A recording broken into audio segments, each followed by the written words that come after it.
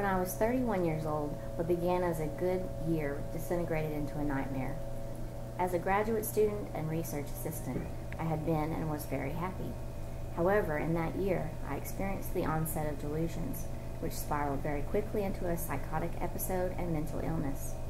This is an account of my delusions and their impact on my life. In the 6th month of my breakdown, I woke early from the sort of dreams that typify psychosis. In this dream, I ran a thumb over the smooth inner covering of a skull and felt an erotic charge. This was the skull of a man I had killed, and I had liked it. When I woke up, I felt violated, but it also dawned on me that I knew what it meant. The evil dictator had finally gained full access to my unconscious.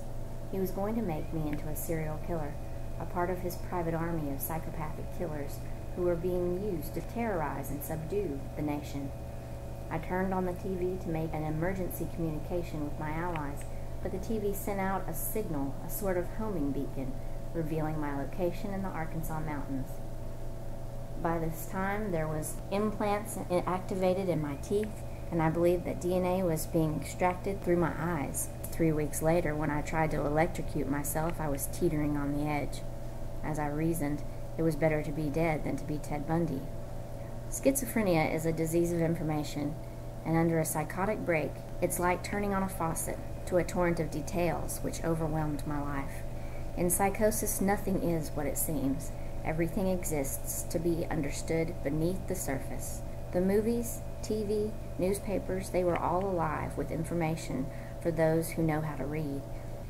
Although my sense of perception remained unaffected, everything I saw and heard took a halo of meaning that had to be interpreted before I knew how to act. One day I saw a movie poster for The Net starring Sandra Bullock. The poster showed Bullock's character in flight from a shadowy organization that had stolen her identity and now threatened her life. Because she had brown eyes and brown hair, as I did, I realized she was meant to represent me. Such a warning was alarming. In order to confirm it, I went to the film where I discovered 2 scripts.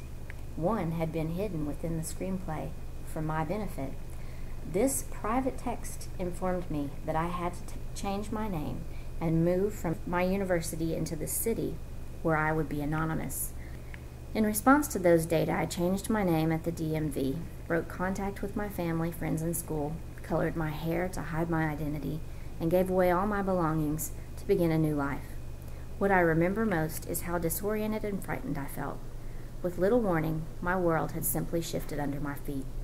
Over a period of several months, I began to believe the messages were left for me in graffiti across the campus. I also began to believe that my phone was being tapped. My friends insisted I was mistaken, but no one knew enough to realize anything was wrong. And one day, everything changed. One afternoon, I realized people on the radio were talking to me. It took me several weeks to put the pieces together. What I had known all my life was wrong.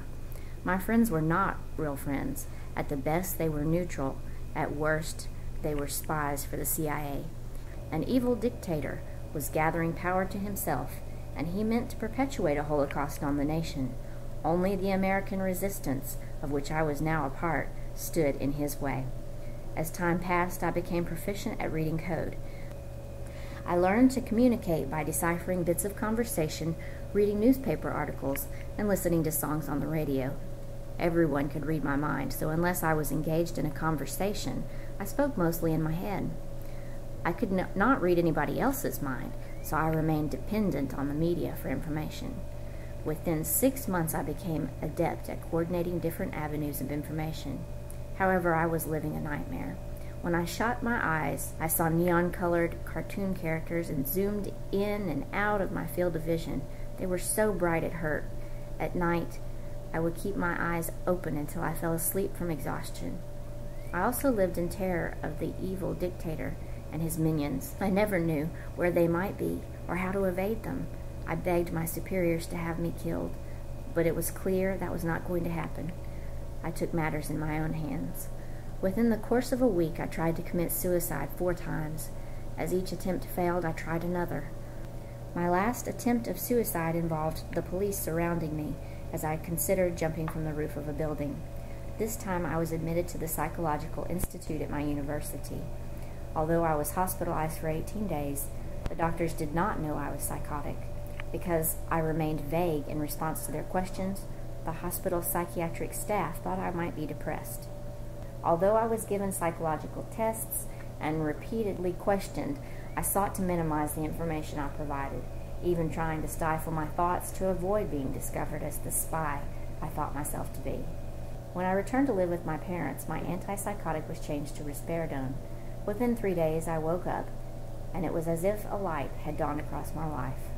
For a few precious minutes, I was myself again, and I realized something was horribly wrong with my worldview.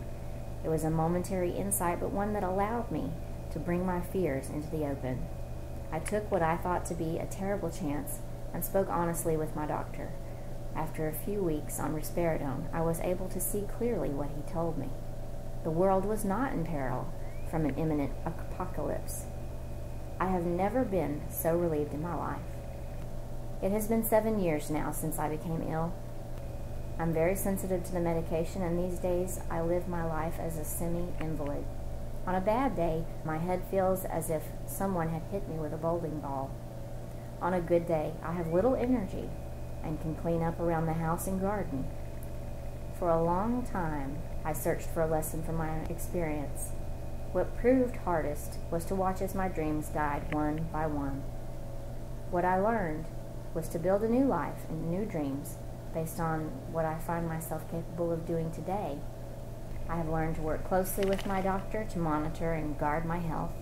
I believe in the maxim from Winston Churchill, never, never, never give up. Many, many times I have felt broken. Then I rest, and in a little while, I'm ready to try again.